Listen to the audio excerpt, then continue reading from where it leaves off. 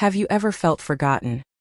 Like you were one of the original architects there from the very beginning, but when the spotlight finally shines, it bypasses you completely. Your contributions, your voice, your sacrifices.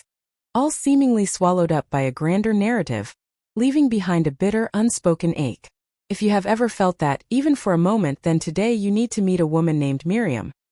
Long before Moses was the liberator of Israel, it was Miriam, his brave older sister, who stood watch in the reeds of the Nile, her small frame guarding the infant who would change the world.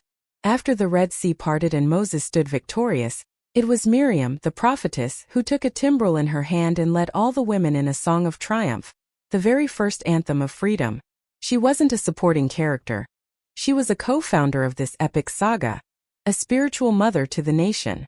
And yet, one of the most heartbreaking and perplexing chapters in the Bible records the sudden shocking fall of this hero.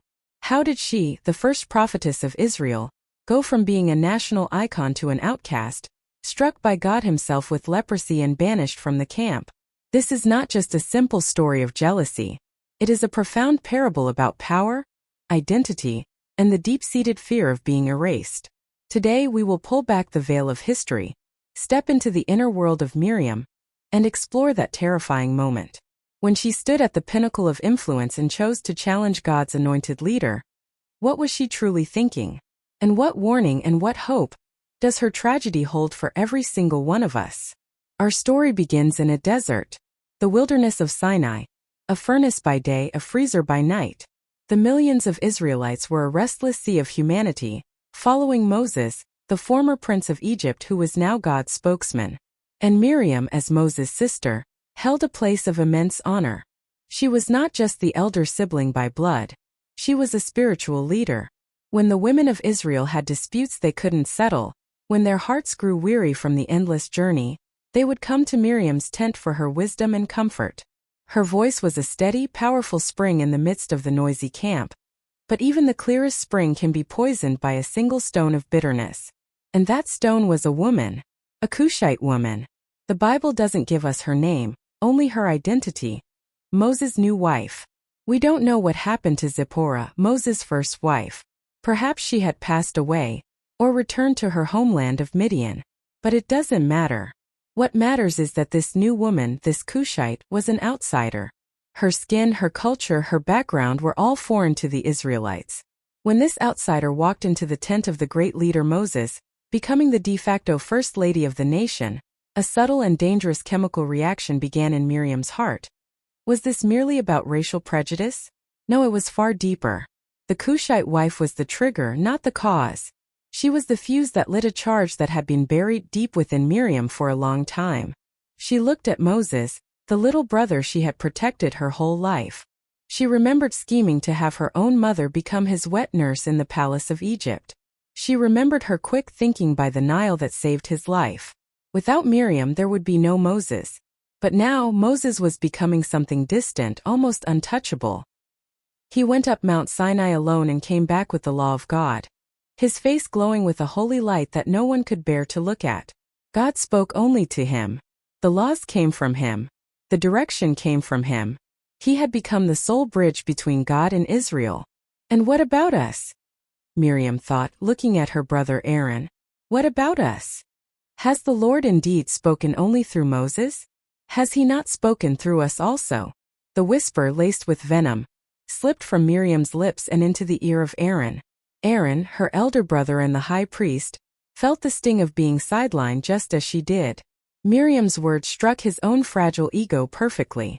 The power of this question lay in its veneer of reasonableness. Yes, God had spoken through them. Miriam was a prophetess, Aaron a high priest. They were chosen too. They weren't questioning God. They were questioning God's seemingly exclusive channel of communication. It was a power struggle dressed in the language of spirituality.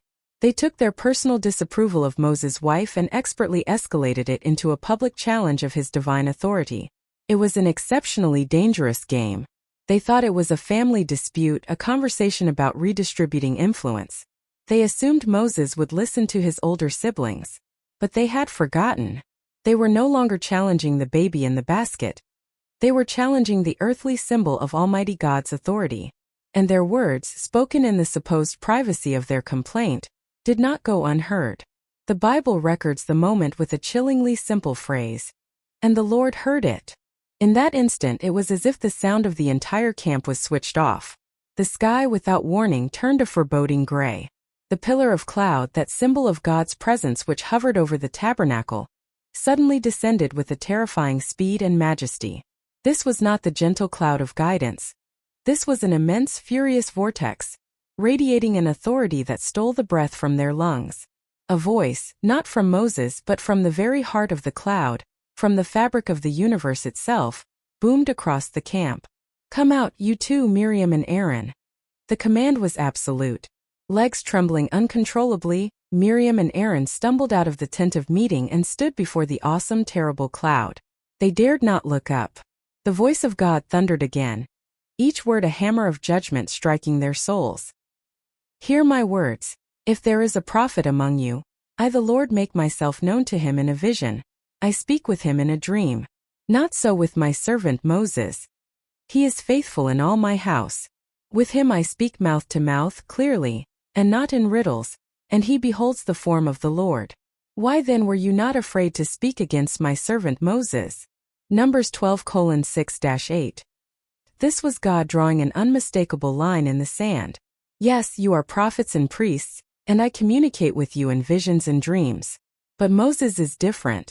With him it is face to face as a man speaks to a friend. He is the steward of my entire plan. When you question him, you question my appointment. When you slander him, why are you not terrified?" It was God's final question, and his final warning. Then, the pillar of cloud slowly lifted and departed from the tabernacle. As the blinding glory faded, Aaron turned to his sister. A scream of pure horror tore from his throat. Miriam's skin, once a healthy bronze from a life in the desert, was now a ghastly leprous white. A thick flaky rot as white as snow was consuming her entire body. Leprosy. In the ancient world, this was not just a disease. It was a living death. It was the most visible sign of a divine curse.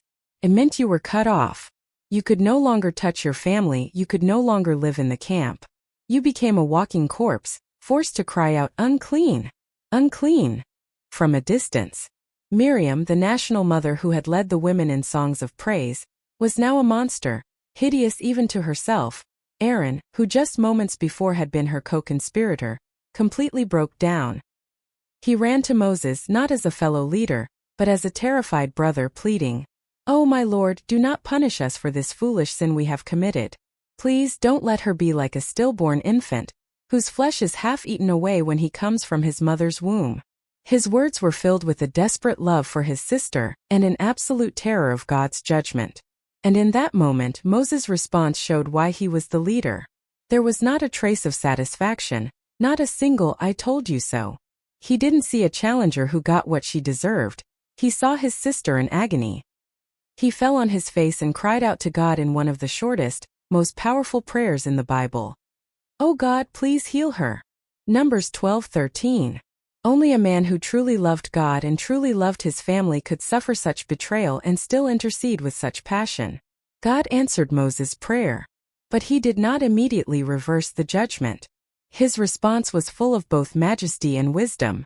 If her father had but spit in her face, should she not be shamed 7 days? Let her be shut out from the camp 7 days, and after that she may be brought in again. This was more than a punishment, it was a profound lesson. God used a human example to make a divine point. If even an earthly father's disapproval brings a week of shame, how much more shame is deserved when you have offended the Lord of hosts? Those 7 days were a consequence Miriam had to face alone. She was taken outside the camp to a solitary place. Once she was the center of the community. Now she could only watch its distant lights. For her, those 7 days must have been the longest, darkest of her life. She had lost everything she was proud of. Her beauty, her health, her status, her voice. In that absolute silence and solitude, the only thing she could do was look up at the stars and confront her own soul. She must have asked herself, what brought me here? Was it the feeling of being overlooked? Was it the hunger for power? Was it the pride that could not stand to see anyone closer to God than she was? She finally understood that her worth was never about being the leader's sister, or about how many prophecies she could speak. Her worth was in humbly taking the place God had assigned her.